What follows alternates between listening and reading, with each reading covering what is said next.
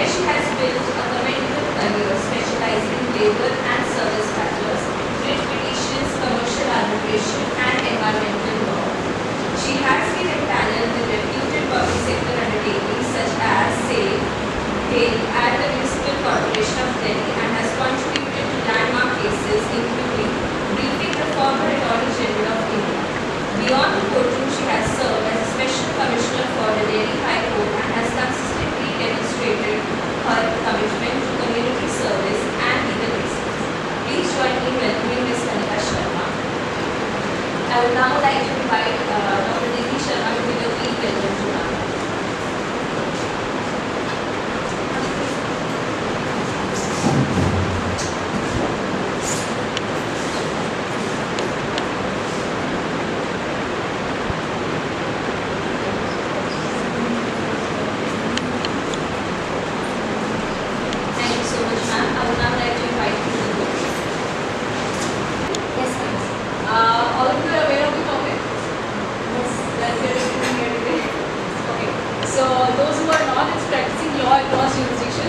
Licensing, compliance and ethics in the Indian legal system. So mostly we are talking about the Indian legal system here. So to begin with, the practice of law across jurisdictions is increasingly relevant. And why is that? Because globalization is increasing. And we are seeing around us that eventually one who is able to connect with people globally will be successful. Not just one who is working globally. So as globalization and international business expand, legal professionals are required to navigate complex legal systems and regulations that differ from one country to another. So everybody wants to migrate. People want to practice law here also, in Canada also, in Australia also. So I always keep on getting questions that how do we do that? So we'll discuss that eventually. But let's focus on this first things first. So this presentation focuses on the legal requirements, ethical standards and regulatory frameworks governing cross-border legal practice, specifically under the Indian law. So, as I think most of you will be fully aware of the fact that to practice law in India, first we have to get a degree and then we have to clear the AIB exam, which is called All India Bar Examination. So, Bar Council of India is the apex regulatory body responsible for maintaining standards of professional conduct and ethics. It sets out rules that all practicing advocates must follow, ensuring integrity and competence within the profession. So, to practice law in India, an individual must possess a recognized law degree from a recognized college, of course, and pass the All India Bar Examination. Afterward, they must enroll with the State Bar Council. So, if you want to practice in Delhi, you can get enrolled with Delhi Bar Council. So, every state has a different Bar Council, different procedure for enrollment, and different fee. Of course, the fee was in much discussion last year. So only advocates registered under the advocates. Suppose you have done your law from Canada or Australia, you just can't come and appear in a court of law in India. You first have to clear the AIB exam, and once you get certificate of practice, then only you can practice in India. In 2023, the BCI issued new guidelines permitting foreign lawyers and law firms to advise clients on foreign law, international law and arbitration matters in India under specific conditions. They are, however, not permitted to practice Indian law or appear in Indian courts. This move aims to foster international collaboration while protecting the domestic legal market. So there was a lot of upheaval, if you guys are aware of it, that the foreign lawyers were allowed to practice in India for quite some time. But DCI has amended the rules now. Ethics in legal practice in India are governed by the BCI's Code of Conduct. Lawyers must uphold the dignity of the profession and maintain their duty towards the court, client and fellow professionals. So if you approach me with a matrimonial matter, I am not allowed to discuss it with a fellow client or a fellow advocate. So this is what basically in ethics we maintain that we don't discuss it with anybody, not at our home, not with our colleagues, not with our co-professionals. In cross-jurisdictional practice, challenges arise around maintaining consistent ethical standards, especially when those standards differ across countries. So if I have a degree, a valid law degree in India, I can practice anywhere in India. I hope you all are aware of the fact. But if I have to file a case in Gurgaon, I cannot appear. I have to hire a local counsel. So these things differ. It's not even a different state, but the rules differ there also. So when you go to a different court, there are different rules, different state, different rules. At some places you have to hire a local counsel, you cannot appeal yourself. So there are rules which are pertaining to a different district. One has already cleared the exam, then the Sorry, I can't hear you. person is already cleared the exam. Not in Gurgaon. In Gurgaon, you have to hire a local counsel. That's the condition. You cannot file, you cannot appear unless and until you have hired a local counsel.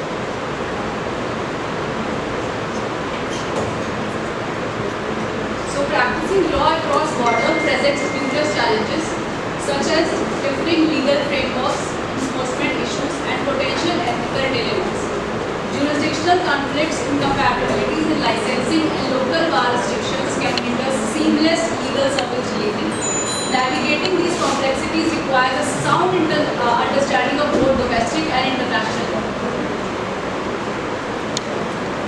Foreign professionals are not allowed to practice here. They cannot appear in a court of law. They can only do the consultation work. India's cautious opening to foreign legal practitioners suggests future opportunities for greater legal exchange and cooperation. As global demand for cross-border legal expertise grows, Indian law firms may increasingly collaborate with international counterparts, leading to a more integrated legal services market. So as we have already discussed, that cross-jurisdictional legal practice is an evolving domain that requires compliance with local licensing requirements and adherence to the ethical standards. So if there are different rules in a different state, then you have to follow that if you want to practice them. In the Indian context, understanding the roles of regulatory authorities and evolving the rules is crucial for anyone aiming to practice law involving multiple legal systems. So in India, like in Delhi High Court, the rules are different. In Allahabad High Court, the rules are different. The matters are listed in a different way. So you have to be aware of all that once you want to practice. You don't need a certificate to go to Allahabad High Court, a different certificate. But yes, you need to be aware of the ethical standards here and the regulations here to be able to practice. PCI has allowed foreign law firms and lawyers to practice non-litigious matters. So a professional from Canada cannot come here, or Australia cannot come here and go straight to Delhi High Court and start practicing. That is now it has to be, he has to hire a local counsel. The Bar Council of India has amended the 2022 rules to allow foreign law firms and lawyers to practice non-litigious matters in India. Now what does that mean? We shall understand that in the next slide. This change aims to support India's position as a hub for international arbitration and attract foreign direct investment. The amendment follows a plea challenging the 2023 PCI notification and was clarified by a press release in March 2023. This was to eliminate misrepresentations about the scope of practice permitted to foreign legal professionals in India. So key objectives were to encourage there was a confusion with a student of mine. She came to me and said that I have completed my law from Australia and spent this much of amount, and I have done my LLM from there. So can't I start practicing there? So I said no, these are not the PCI regulations. First you have to clear the exam there, and once you get the certificate of practice. So anyone who has a certificate of practice from PCI can practice in it. Otherwise he or she cannot practice in it. So it encourages foreign direct investment, promote India as a hub for international commercial arbitration, and regulate foreign legal practice on the principle of reciprocity. Like if we are doing something for you, you are going to do that for us in return. Something like that. So foreign lawyers and firms must register with the PCI. And this is very interesting now. Fly in and fly out visits allowed without registration, limited to 60 days per year. So if you can commit that you will leave India within 60 days per year, you can work for non-litigious matters here, but on fly out basis if you are not registered, but only for 60 days, not more than that. But if you want to practice for more than that, then you have to get registered with BCI. So no offices or infrastructure in India for such visits. They cannot have any office in India. And legal advice is limited to foreign and international law. You cannot come to India, get registered with BCI and then start giving a challenge to matrimonial. Because we all know that is local law. So only if it's related to a foreign law, then you can do it. Now scope of practice in India. Foreign lawyers and firms can engage in non-litigious legal work, for example, contracts. But IP law, you have a client here and you want to come and help him there. But again, as I said, you cannot go to the court and litigate. To litigate, I hope you all understand that litigation means that I am going to the court of law and arguing for one of my rights. International arbitration, which is ad hoc and institutional. Then advising on home and international. And they are prohibited from appearing in Indian courts or tribunals. They cannot even appear in National Green Tribunal. They cannot appear in NCLT, in company courts or in IFR. They cannot appear anywhere. They are not regulated by the Advocates Act, which makes sense because Advocates Act is only for the citizens of India. The first line says that.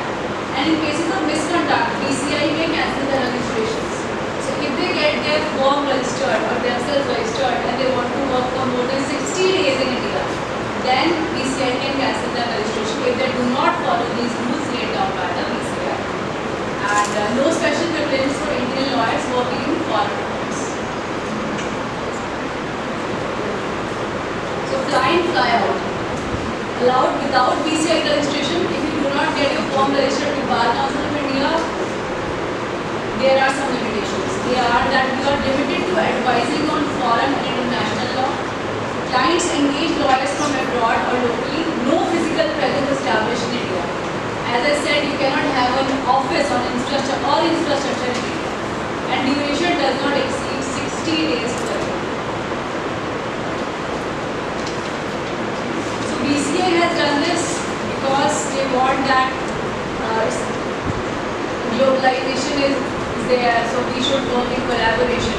But as for me, this is not a very typical good way of collaborating, because you have laid some restrictions for them, and because Indian lawyers do not want that foreign lawyers should come and work here. See, there is a lot of competition in Indian market. So what happens is that foreign lawyers are allowed to practice here. Then we lose work, we lose money. So these rules are laid down because of that only, so that we are able to grow more instead of foreign lawyers.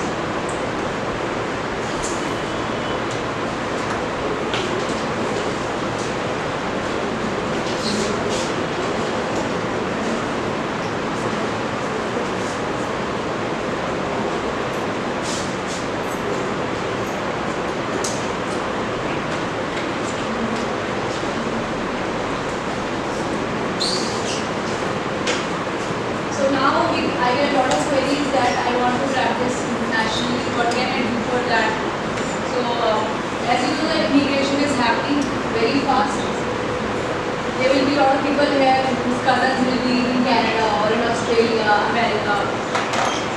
So, how can you practice globally? Suppose I am a citizen of India and I want to practice in Canada. Can I do that? What do you think? Can I practice in Canada? Yes, I can after clearing their exams.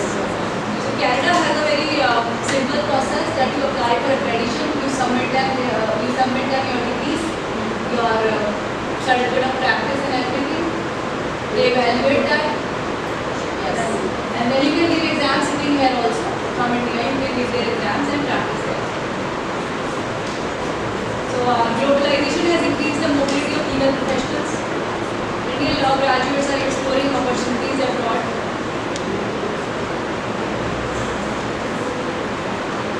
So of course they assess your experience also. For example, I have been practicing law in India for 16 years now. So if I want to practice there, I will submit my resume, my CV with all the degrees, all the certificates that I have, and they will assess that. On basis of that, I will be able to practice there after giving like 3 or 4 exams. But a new student who wants to practice law and he has just come out of the college, he has to give 9 experience also. For how long have you worked?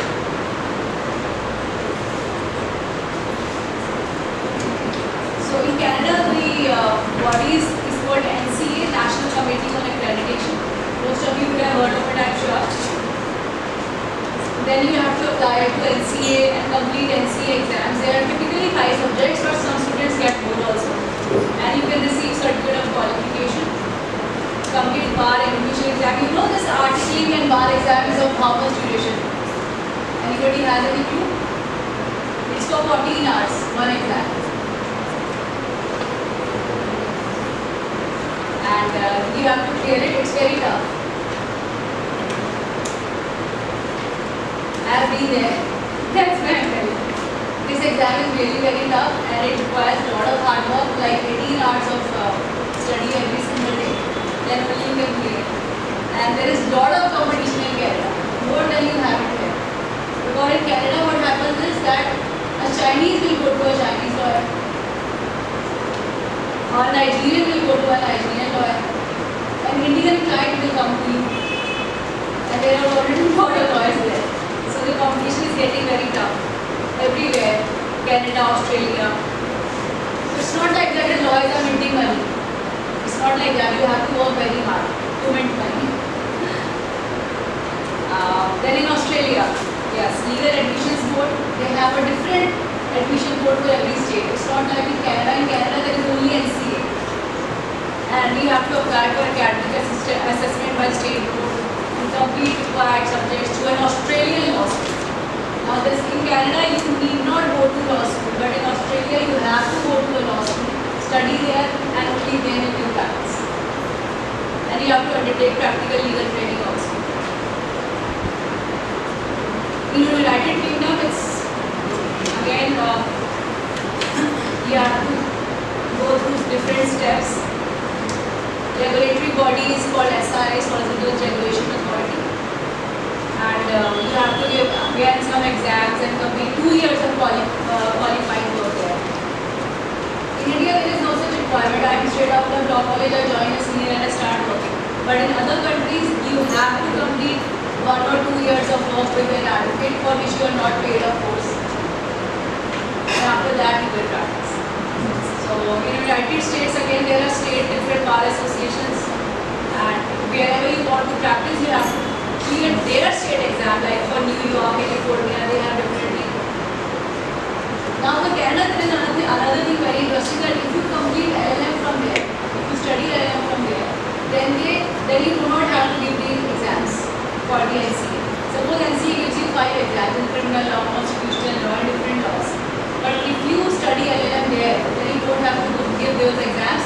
That is equivalent to those exams, the LLM that you complete there.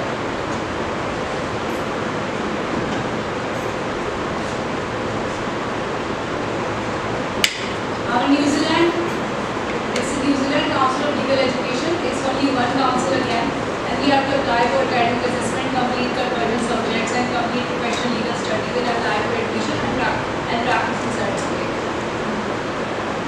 So, as we went through the slides, you can see that there are different rules for every country.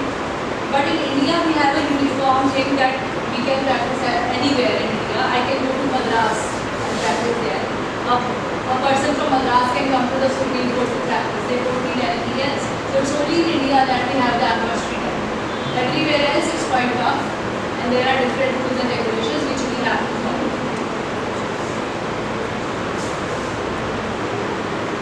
And as many of you might be knowing that you have to give IELTS also. If you want to immigrate to Canada, you have to get some good marks in reading, writing skills. You have to have good comprehension skills. So same is required to practice this law.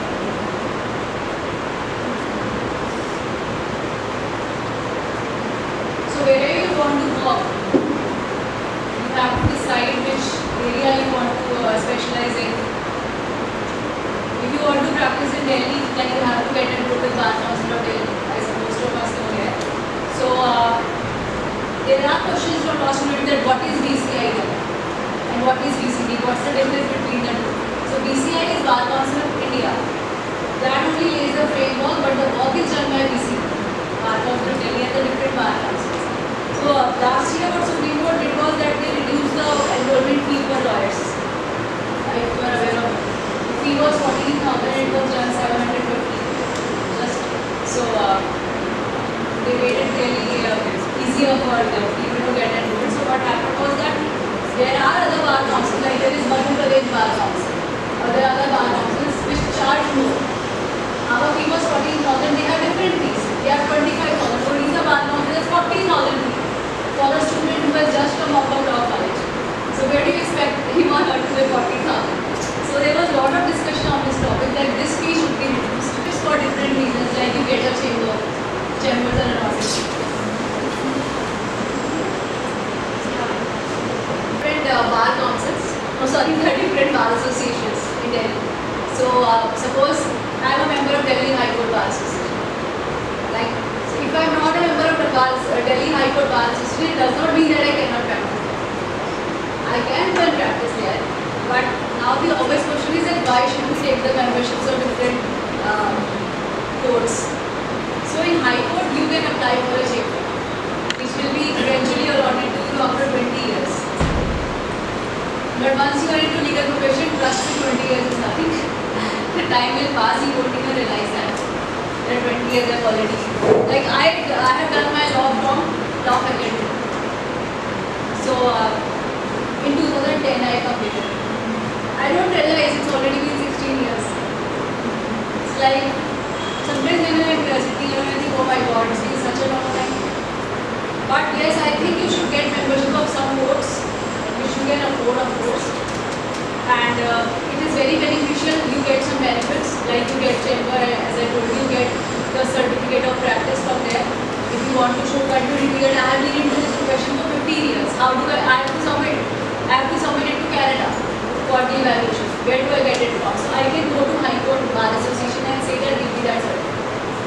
Right? So that is what these bar associations are doing. They are trying to help you on different things. Ma'am, could you also tell the students that which areas of law offer more opportunities in cross-border jurisdictions, abroad also? Like which areas? Should they focus on IP laws or should they focus on criminal laws abroad? I think internationally, IPR is very effective if you want to practice internationally. And arbitration is also a feature. There are different arbitrations. There are lawyers who are members of the arbitration committees abroad also. They have to pay some fee. I would say, let me give you an example. So, there is a couple who got married in India. Right? Now they went abroad to settle. Now they have a divorce issue. Now I would say that it's not really an international thing, but the effect of globalization is such that every law, like the question which Prachi put to me, I'm asking that, you need to be aware of all the laws. Now you say it's matrimonial law, right? But you need to know that what are the matrimonial laws of Canada. Like in Canada, a common law partner. I am not married to somebody, I am living in with somebody. So he is my common law partner. The rules are the same, they are a couple, they will be treated like marriage in Canada.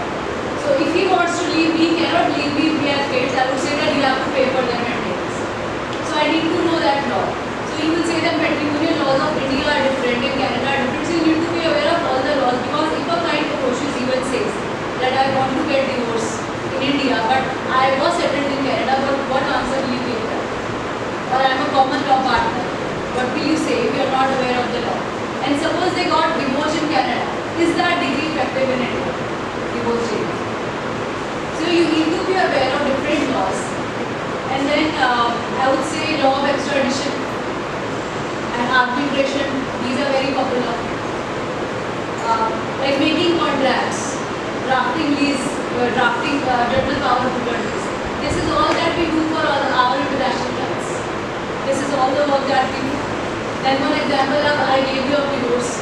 That then somebody has a property in India, is living in Canada, he is a citizen there. How do we deal with his property where somebody has occupied their property? So what are the laws pertaining to that? So there are different things now happening. because a lot of people have migrated to Canada, Australia, US.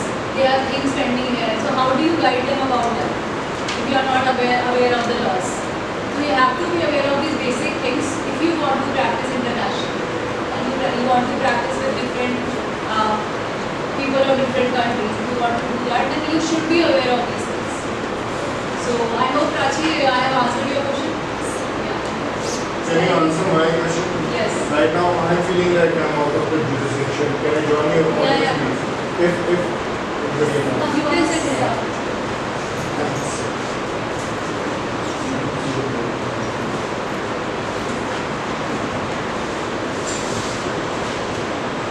So these are the things. So let me tell you a very interesting thing. Somebody hired me from Canada for spying on his wife. So that's not basically a lawyer thing. But because he was not aware of the Indian laws, then how should he proceed? So he had to hire a lawyer. Then I hired a detective on his behalf. So these are the things that, these things are expanding. So we cannot say that I will be limited to Delhi only, or I will be limited to Allahabad High Court only. We have to know things from different districts. Like in Allahabad High Court, for example, you file a matter today, it won't be listed for a month. But in Delhi High Court, if I file a matter today, it will be listed the next day. So these are the things that we have to know. That's why we hire local counsels, so that we can know about these things. How to remove objections if I file something. If I file a petition in Delhi High Court, fine, and there is some objection in that. How do I remove that if I am not from Delhi? I don't know a thing yet how it functions. This is online. In Delhi High Court, everything is online now. I have to file a petition online. I have to file the affidavit online. If there is any defect, I have to file it again online. So I cannot go anywhere, interact with anybody. That is decreasing in Delhi. Everything is gone online. The judges have the files on their laptops. They don't have physical files all the time. So these things are changing very rapidly, but in Delhi, I would say. India is a very big country, but not everywhere things are the same. As I told you about Gurgaon, I cannot go and practice in Gurgaon. I am approached by a client, I will go there and hire a local counsel and then apply. So many people don't know that. If I go to Surajpur Court, Greater Noida, the things are different there. The people are standing just at the dais of where the judge is sitting, they are just standing there all his life. But in Delhi, we stand at quite some distance from the judges. So things are different everywhere. So that's why it's very important to understand the local laws. And I'm 100% sure many of you would not be knowing that you cannot appear in Gurgaon. If a client approaches you, you go there and start arguing, so you won't be allowed to, because you have to have a local counsel there. And only we can do that stuff for you. So that is how it is. And regarding Allahabad, why I mentioned Allahabad High Court a lot, because there are a lot of very bail matters which are challenged there in Allahabad. They are from you because Greater Noida and everything that we go to Allahabad. So what happens is that these are the basic things that we as lawyers should know, so that we can guide our clients in a proper way. These are the basic things. So do you guys have any questions regarding whatever I have? Is there my confusion? Saying that we cannot hear in Gurgaon, but the magistrate act section 38 says if the person is registered and an advocate is registered with our council, they can appear any of the territory that person has already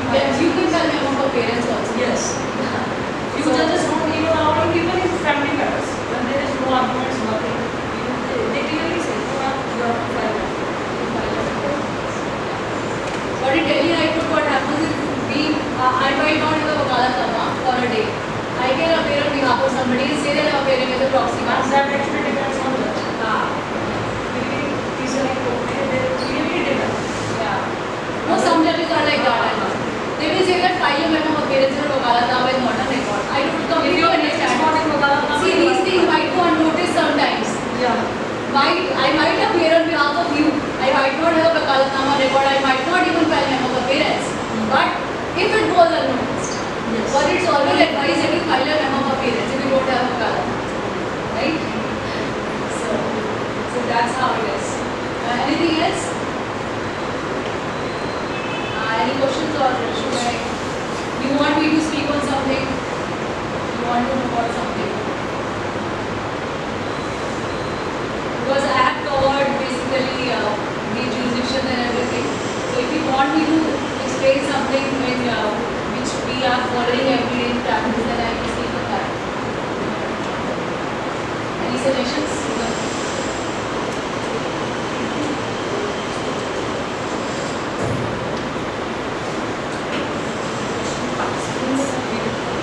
So if you would like to take a session, Any questions from the participants? would like to You can ask in the chat box. if you would like to contribute anything, we'll be more than happy. My job is just to be my Alright. No further questions from any participants? Thank you, ma'am, for sharing your knowledge and experience. I would like to invite Dr. Neelam ma'am to kindly present the memento.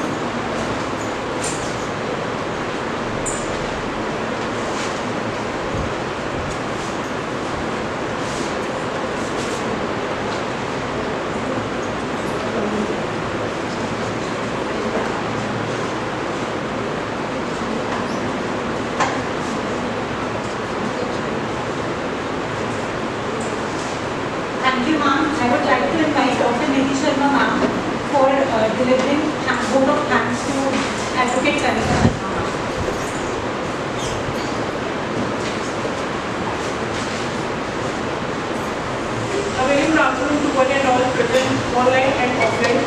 So on behalf of the International Women's School, I would like to take this opportunity to present vote of thanks to our esteemed speaker, Advocate Kanika Sharma ma'am, for delivering a session on practicing law across jurisdiction, licensing, compliance and the ethics. We are really enlightened with your knowledge and presence, ma'am. A special thanks to the organizing team. We are also thankful to our Honorable Chairman Sir, DC Sir, Dean Ma'am and Director Sir for organizing these type of events and for their continuous support and motivation. With these warm words, we move to the end of today's session. Thank you.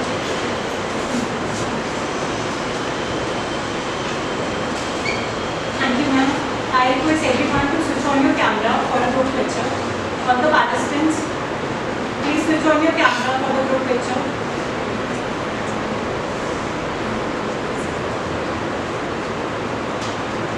On behalf of the organizing team, thank you everyone for